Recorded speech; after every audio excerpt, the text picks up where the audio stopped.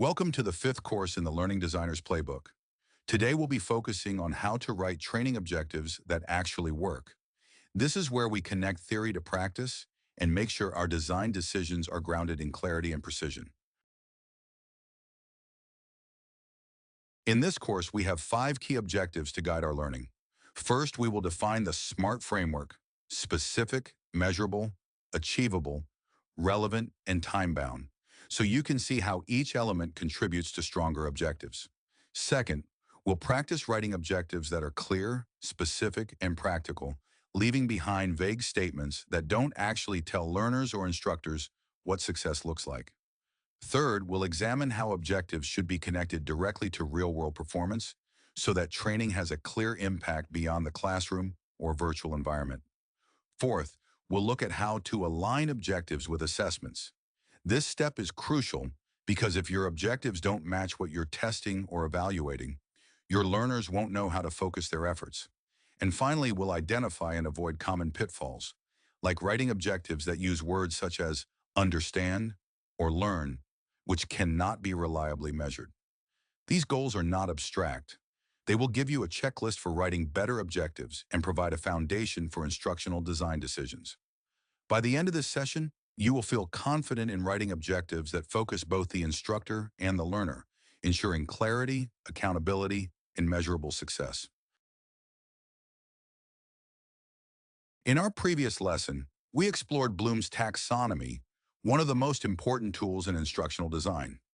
We discussed how it breaks down learning into 3 domains: cognitive, which deals with knowledge and thinking; affective, which addresses feelings, attitudes, and values; and psychomotor, which focuses on skills and physical performance.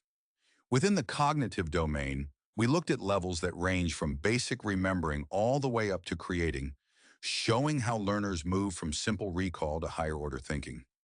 We emphasize the importance of using action verbs tied to these levels because verbs like define, analyze, or design are measurable, while vague verbs such as understand or know cannot be tested effectively.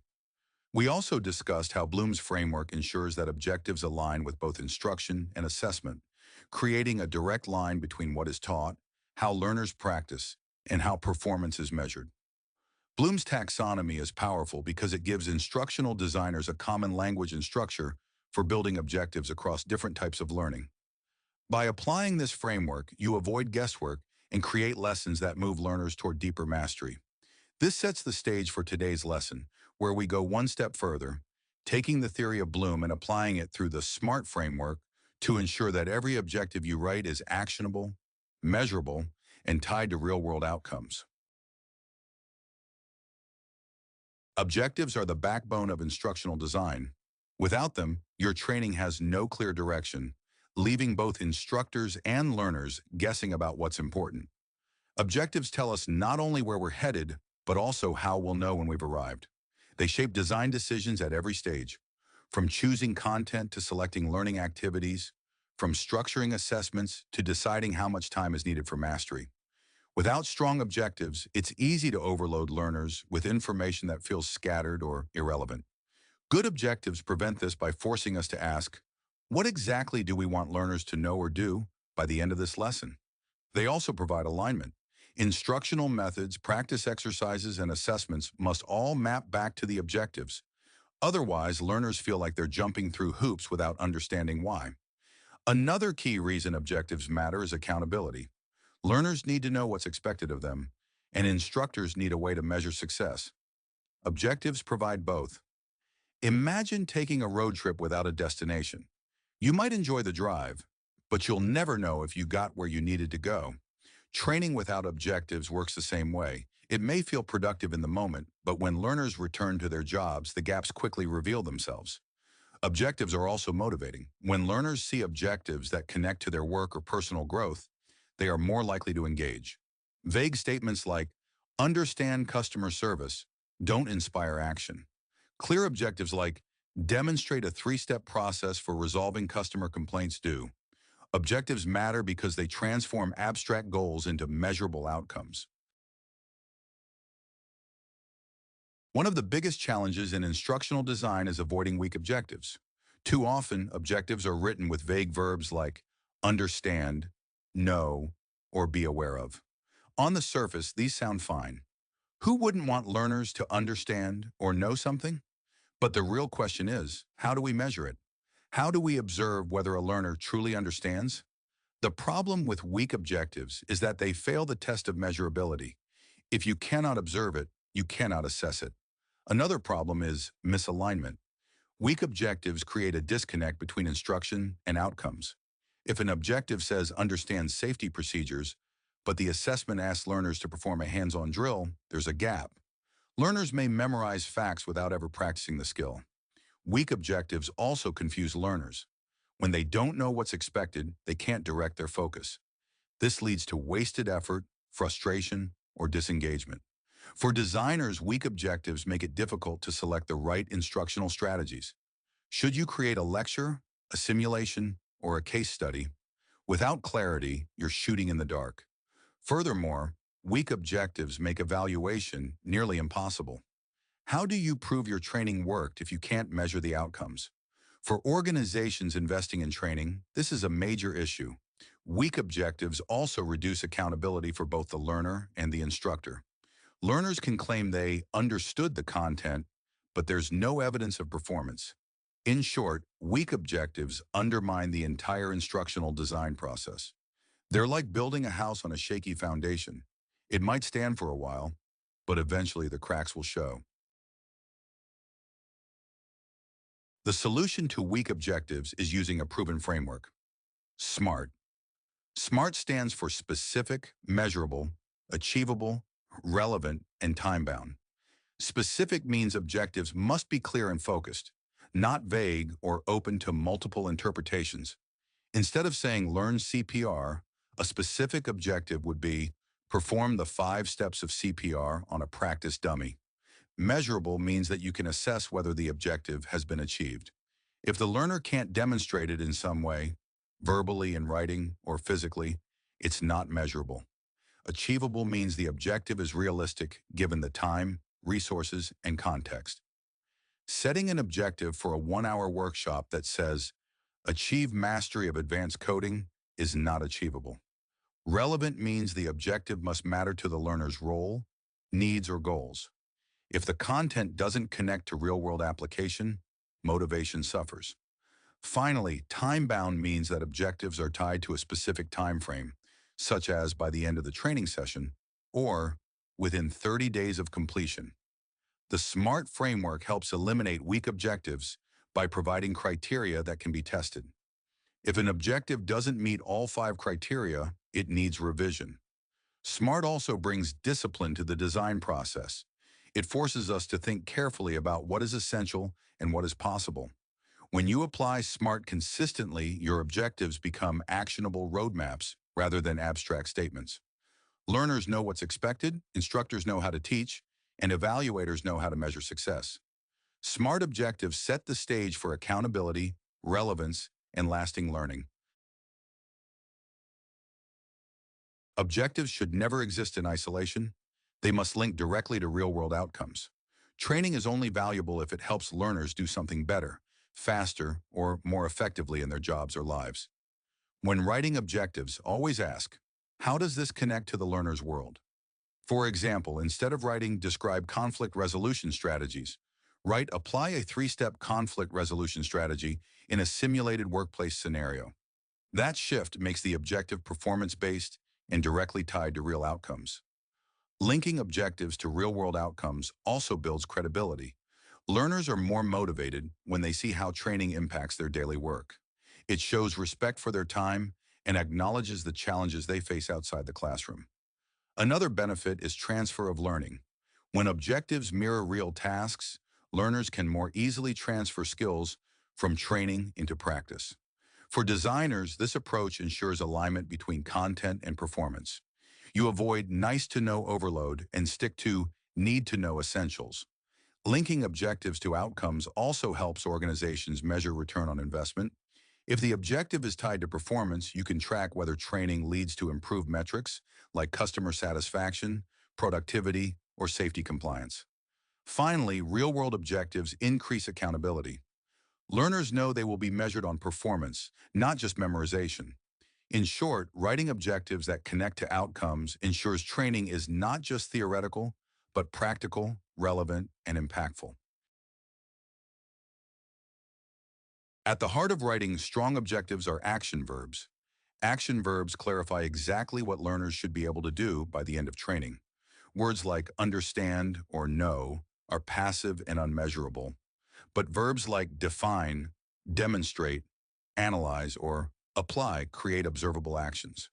Using action verbs forces us to specify behavior rather than intention. For example, instead of writing, learners will understand safety guidelines, a stronger objective is, learners will demonstrate correct use of protective equipment during a lab activity. The difference is that one can be seen and assessed, while the other is left to interpretation.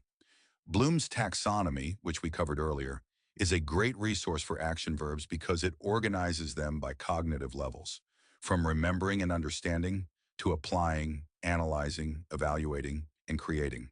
For lower-level outcomes, verbs like list, identify, or recall work well. For higher-level outcomes, verbs like analyze, evaluate, or design challenge learners to think critically. Another benefit of action verbs is consistency. Instructors can plan activities around them, assessments can measure them, and learners know what performance is expected. Imagine if every objective in a course began with a clear, specific action verb. The result would be a training experience that is both structured and transparent. Action verbs also eliminate confusion across stakeholders. When SMEs, trainers, and learners all see objectives phrased as actions, there's no ambiguity. This clarity drives alignment and prevents wasted time on irrelevant content. Strong training objectives always begin with strong action verbs.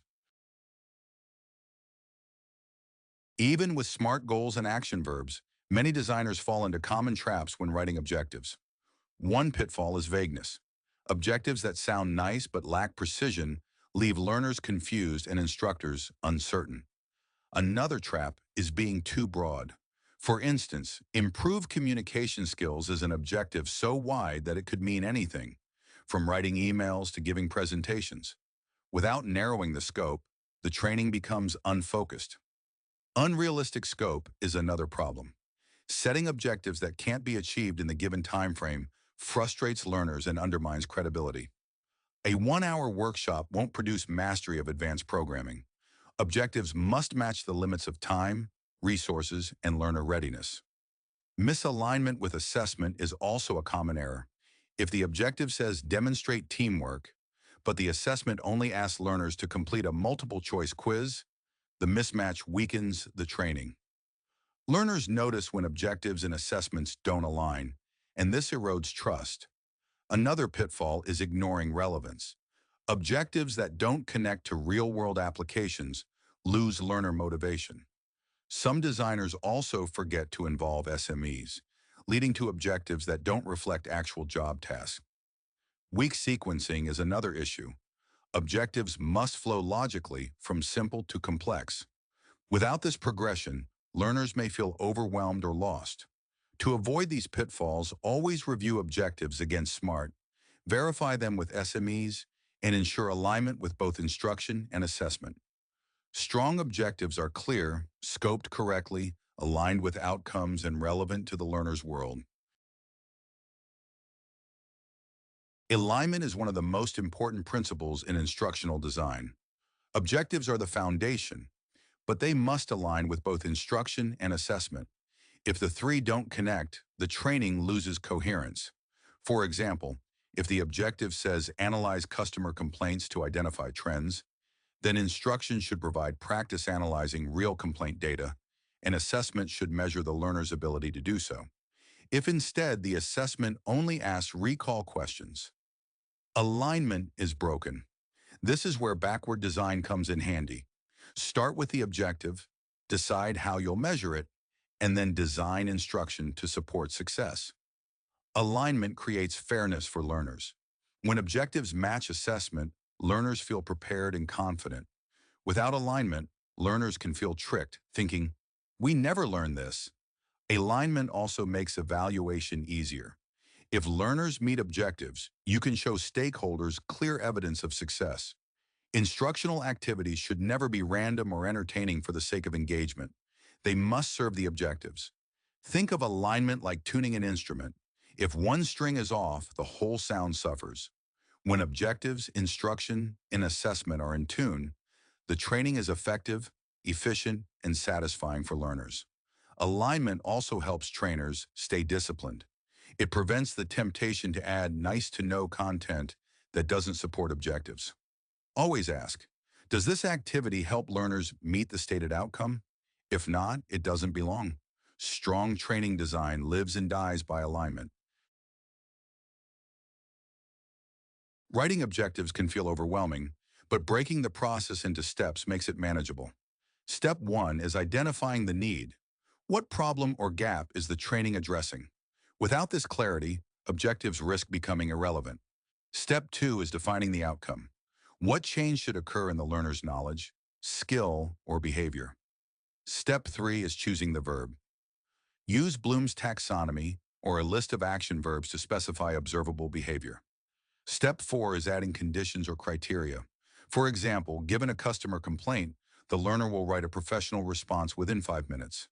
Conditions make objectives practical, while criteria set standards of performance. Step 5 is testing for SMART. Review whether the objective is specific, measurable, achievable, relevant, and time-bound. If it fails any of these, revise it. Following this process ensures objectives are not just clear, but actionable.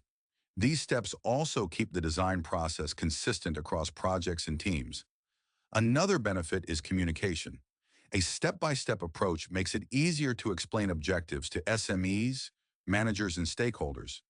It also builds confidence among learners who can see exactly what is expected. With practice, these steps become second nature, and writing strong objectives becomes faster and more intuitive. Strong objectives don't happen by chance. They are the result of a systematic, step-by-step approach. Examples are one of the best ways to see the difference between weak and strong objectives. Let's start with the weak version. Understand safety procedures.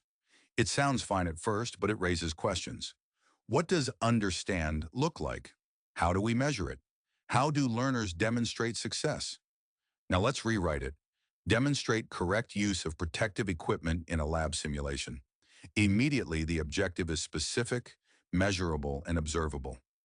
Learners know they'll be performing a task, and instructors know exactly what to look for.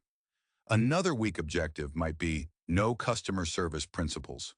A stronger version would be apply a 3-step conflict resolution model in a customer role-play scenario. Again, we shift from abstract knowledge to observable performance. Weak objectives often rely on vague verbs. Strong objectives use action verbs and connect to real-world outcomes. This pattern repeats across all domains: cognitive, affective, and psychomotor. For instance, instead of learn presentation skills, a strong objective might be deliver a 5-minute presentation using clear visuals and structured content. Strong objectives provide clarity, accountability, and motivation. Learners can measure their own progress against them. Instructors can design aligned practice activities. Organizations can evaluate ROI. Weak objectives leave everything in the abstract. Strong objectives make learning tangible. The difference is transformative. Assessment is only as strong as the objectives it measures. That's why linking objectives directly to assessment is one of the most important principles in instructional design. Every objective you write should serve as a blueprint for how you evaluate learner success. If your objective is to demonstrate customer complaint resolution, your assessment must give learners a chance to actually resolve a simulated or real complaint, not just answer a multiple-choice question about theory.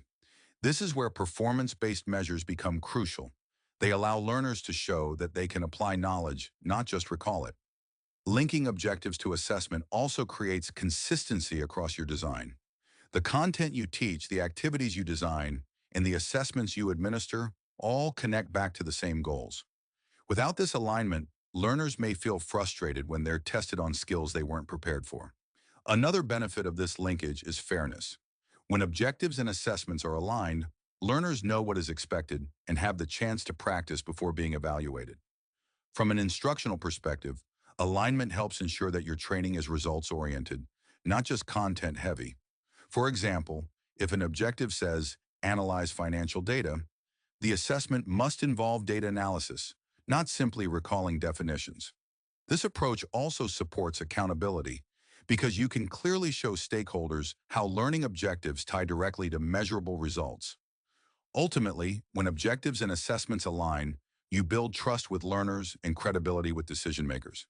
Strong alignment creates training that is transparent, effective, and impactful. One of the best resources for writing strong objectives is Robert Mager's classic book, Preparing Instructional Objectives. This short, practical guide has shaped how generations of instructional designers think about objectives. Mager emphasizes clarity and precision, breaking objectives down into components that make them observable and measurable. He provides numerous examples, showing the difference between vague statements like understand fractions and precise objectives like solve 10 fraction problems with 90% accuracy. The book also explains how to write objectives that describe performance, conditions, and criteria, three key elements often overlooked. What makes Mager's work timeless is its accessibility. It's easy to read, full of practical advice and directly applicable to real instructional design challenges. If you want to go beyond theory and see how objectives function in practice, this book is essential. Adding it to your library will give you a reliable reference whenever you need to sharpen your objectives. Let's take a moment to recap what we've covered in this lesson. We began by asking why training objectives matter, emphasizing that they provide direction, support assessment, and connect learning to real-world performance. Next, we explored the SMART framework, which ensures that objectives are specific, measurable, achievable, relevant, and time-bound. We then looked closely at how to write specific objectives, focusing on the importance of action verbs and observable behaviors. From there, we moved into the principle of measurability, stressing that if you can't measure an objective, you can't evaluate learner success. We also highlighted the need for achievable and realistic goals, reminding ourselves that training should challenge without overwhelming. Relevance was another key, showing us how objectives must connect directly to learner needs and organizational priorities. We discussed the importance of time-bound objectives, ensuring they fit within the scope of a course or program. Then we explored how objectives guide both instructional decisions and learner accountability.